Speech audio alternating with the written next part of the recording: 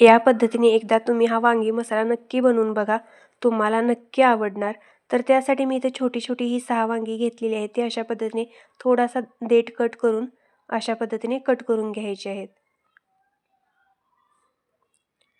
वांगी कट करून झाली की आता आपण मसाला बनवून घेऊया। त्यासाठी 1 वाटी बेसन घ्यायचं, त्याच्यामध्ये 1 चमचा धने पावडर, 1 चमचा जिरे पावडर, लाल मिरची पावडर 1 चमचाभर, कांदा लसूण मसाला चटणी 1 चमचा, कसुरी मेथी 1 चमचा, आलं लसणाची पेस्ट 1 चमचा, हळद अर्धा चमचा, चिमूटभर हिंग, कोथिंबीर आणि चवीनुसार मीठ घालायचं। त्याचबरोबर थोडंसं इथं मी कच्चं तेल पण घातलेलं आहे। आता हे हाताने व्यवस्थित असं मिक्स करून घ्यायचं। हे बघा, अशा पद्धतीने हे मिक्स करून झालं की वांग्यामध्ये हा मसाला आपल्याला भरून घ्यायचा आहे।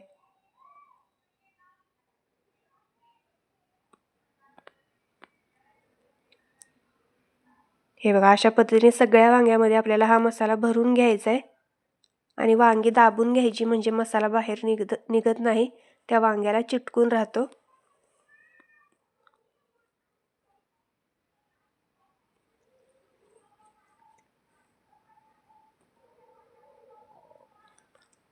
अशा पद्धतीने सगळी वांगी भरून घ्यायची। थोडासा मसाला शिल्लक राहिला आहे, तो नंतर आपण भाजीमध्ये घालायचा आहे। तर कढईमध्ये 3 चमचे तेल गरम करायचं, त्याच्यामध्ये आपल्याला बारीक चिरलेला एक मोठा कांदा, बारीक चिरलेला एक टोमॅटो घालून घ्यायचा, तो परतवून घ्यायचा। तो लालसर झाला की त्याच्यामध्ये आपल्याला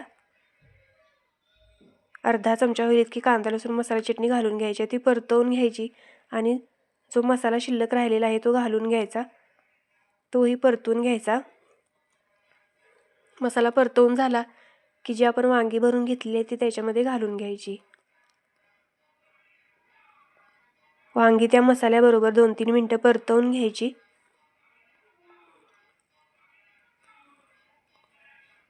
वांगी परतवून झाली की ग्लासभर होईल इतकं पाणी आपल्याला त्याच्यामध्ये घालून घ्यायचं आहे।